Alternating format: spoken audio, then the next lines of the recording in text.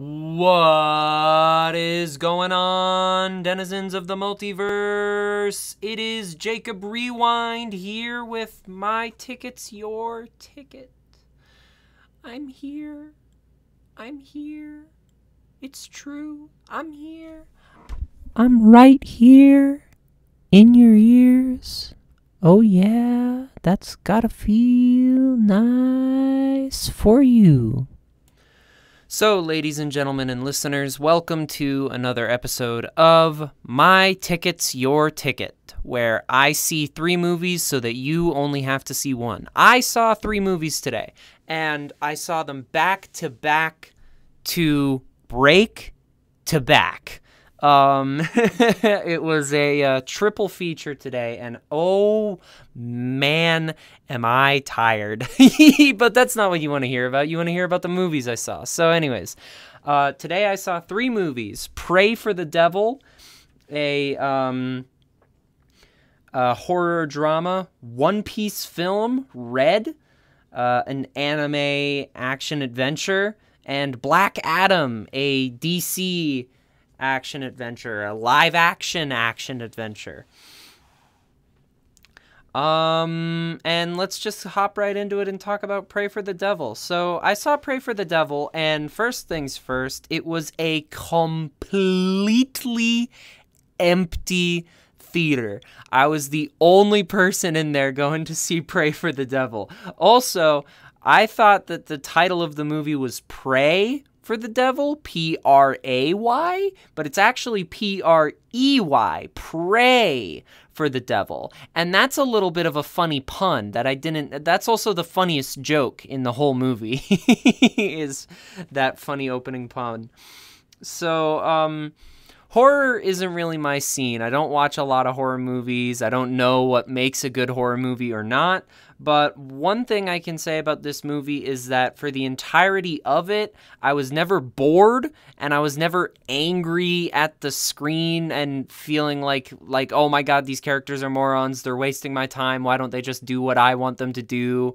I was sitting in my seat completely complacent and just enjoying the film a little bit. So what the movie's about is, it's about there's this girl, her name is Annie, and when she was a kid, her mother treated her poorly, abused her, and she did it because she said there was a voice in her head telling her to do it. She was possessed by a demon.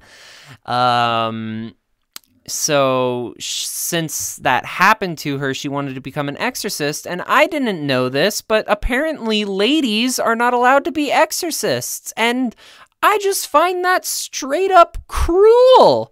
I find that I don't want to live in a world where women can't be exorcists. I want to live in a world where men and women can excise the demons from inside innocent bystanders.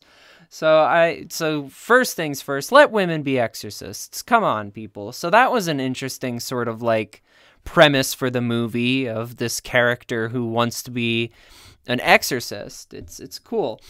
The big thing I'll say about it is it was no Last Night in Soho. Last Night in Soho set the bar pretty freaking high as far as horror movies or thriller movies go for me. I mean, it's Edgar Wright, and he's one of my favorite directors, so that one's going to be hard to top or even compete with. But this movie did decent. I would give it 2 stars, 2.5 stars. It's all right.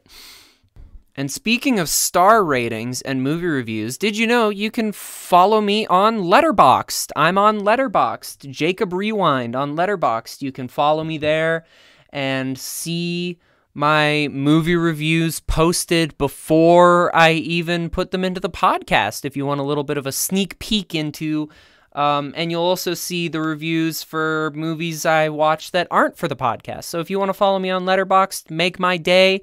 You can type in Jacob Rewind in Letterboxd and drop me a follow.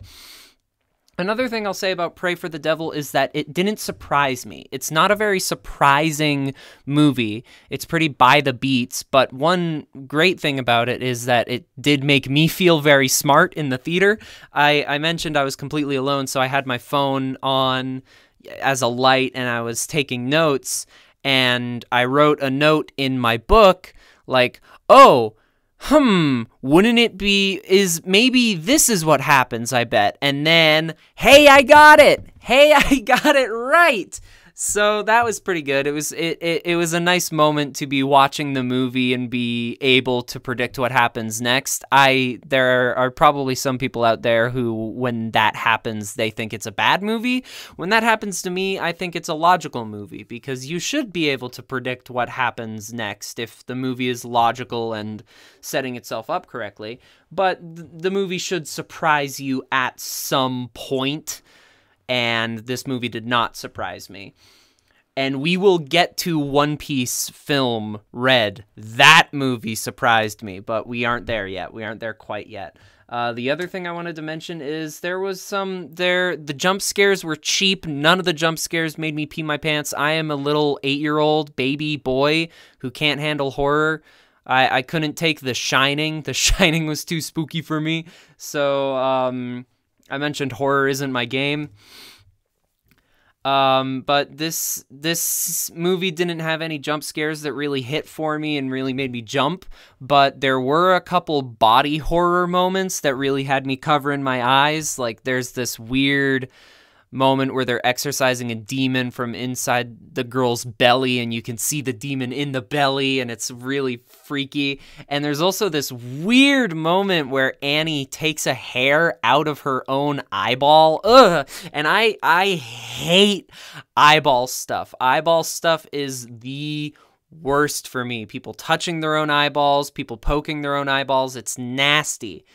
So that definitely got me. So Pray for the Devil was decent, and that is all I am educated enough to say about it. Now moving on to another film that took me out of my comfort zone, One Piece film Red. The first thing I would like to say about One Piece film Red is that I know absolutely nothing about One Piece. Zero. I haven't seen a single episode. I haven't seen a single YouTube video about it. I know nothing about One Piece. All I saw was the trailer for this movie before watching it, and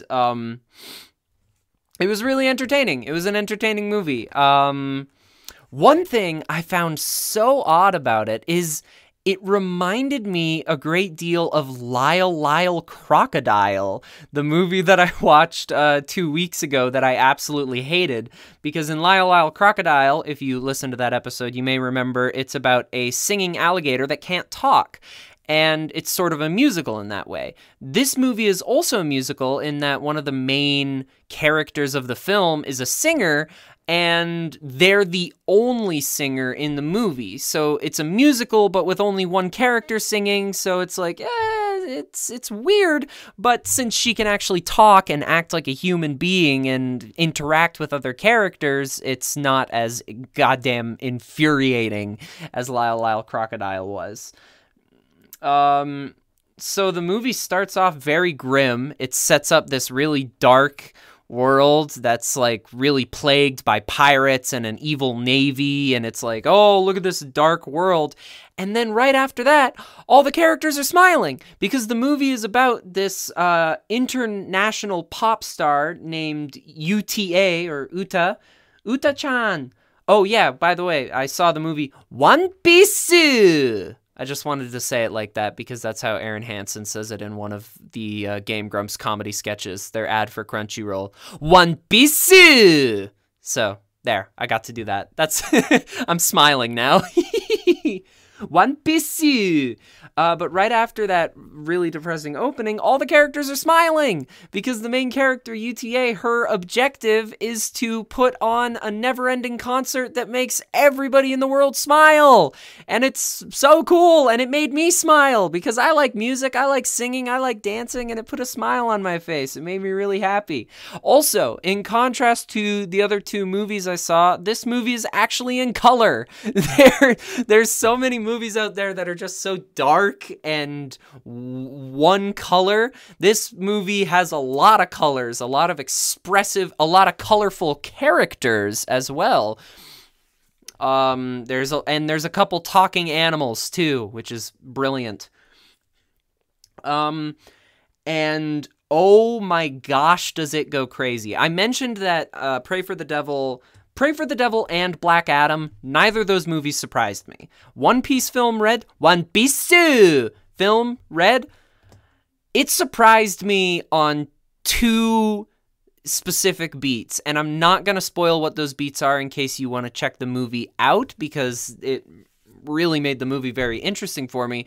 I'm going to review this movie in a bit of a different way. I'm actually going to talk about the ending of the movie rather than the beginning, because my brain works in a weird way. But basically how this movie starts is with that concert that she wants to put on to make the entire world happy.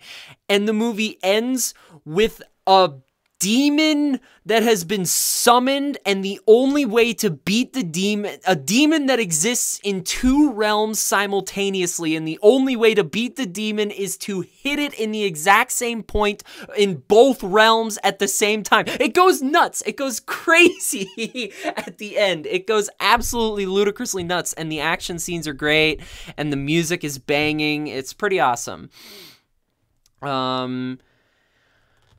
So yeah, it's an absolutely epic smash of a, ending. Moving on to Black Adam, it's superhero stuff. If you've seen a superhero movie before, you may feel like you've seen Black Adam, and Black Adam has seen superhero movies before, and it's superhero stuff, man. Like I mentioned, it didn't surprise me at any time. It didn't really challenge me. Oh my god, and it has been a while since I watched a movie with such an opening exposition dump. This movie just absolutely diarrhea dumps exposition on you in the beginning, and it's exposition which at the end of the movie is revealed to not be true, which is the most infuriating type of exposition that exists. It's like, oh, here's the world, here's how it works, here's what happened before, and then you wait an hour and it's like, oh, but that's not what happened, and what happened was this, and didn't we just pull the wool over your eyes? I hate that. Oh, I despise it. One thing I really liked about Black Adam is that sometimes the action is pretty violent. So Black Adam, if you don't know, it's about this, I did say what One Piece was about. It's about a never-ending concert, and pirates are there. But Black Adam is about this super powered individual who has the power of the gods, who was locked away in ancient times and summoned recently. And in the scene where he is summoned, the first thing that Black Adam does, the first action that he takes place in, is he grabs someone and electrocutes them to death and burns their skin away, leaving only a charred skeleton behind. It's kind of brutal. Some of the action in this movie is more Deadpool than Avengers. Like, it kind of goes literally nuts. And he's literally a god, and he only has a weakness one time, which they never use again because I guess the villains are dim. They're superhero movie villains. Of course they're dim. But he literally only gets hurt once in basically the entire film. One of the side characters, Dr. Fate, was very much enjoyable. I really liked his character. He's got this kind of future sight thing going on. He's sort of like a bootleg Doctor Strange, and Doctor Strange is my favorite Marvel superhero, so Dr. Fate had a little bit of that going on.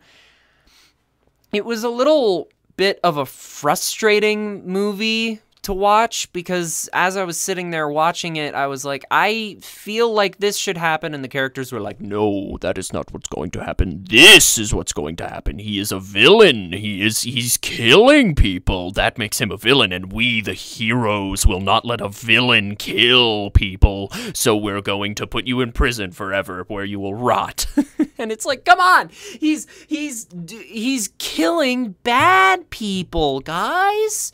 And they sort of do a Batman thing where it's like, we need this dark hero, and that's kind of funny. They do not do it as elegantly as The Dark Knight at all.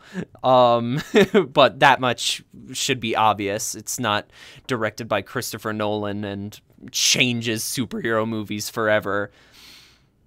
The ending of this movie really drags on. Like, oh my gosh. Like, some of the action is fun and intense and brutal, but by the end of the movie, I was really just rolling my eyes and checking my watch, just being like, okay, when is this gonna end?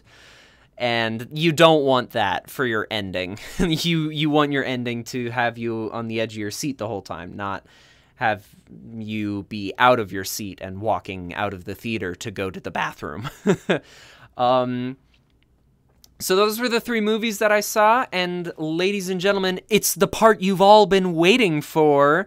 If you had one ticket, which of these films do I think you should see? If you had one ticket to see these movies, I would recommend One Piece Film Red. Because it's different. It's not like any other movie that I've seen before, and it has a couple surprises that maybe you will enjoy and be as, not shocked, but as, oh, wowed, as I was in the theater. Because it's the first time in a while I've been in a theater where the movie made me go, oh, wow. Because last time I saw Bros, New Amsterdam, and Lyle Lyle Crocodile, and none of those, or Bros definitely did a lot for me, but it didn't shock me in any way. And One Piece has a lot going on, and it's really enjoyable, and I didn't know anything about it and had a good time, so maybe you will as well. Thank you so much for listening to My Ticket's Your Ticket. This has been episode 2, the second episode. The prophecy has been fulfilled. It was written in the stars that 2 episodes of My Ticket's Your Ticket would come out. And I've got an exciting announcement. As of the release of this episode, I will be the podcast will also be available on Apple Podcasts, which I think means you can review it. So if you would like to support the show, there are 2 things you could do. You could leave a nice review, or you could share it with somebody else. This is the best way to help the podcast grow, is to leave a good review or to share it with other people. I hope you enjoyed listening, and I can't wait to talk to you again in maybe 2 weeks. I don't know. We'll see what's in the theaters, but maybe 2 weeks. I think I'll try to do bi-weekly with this podcast if I can. So I cannot wait to see you then. Have a wonderful night, and remember to be kind and rewind. Catch you later.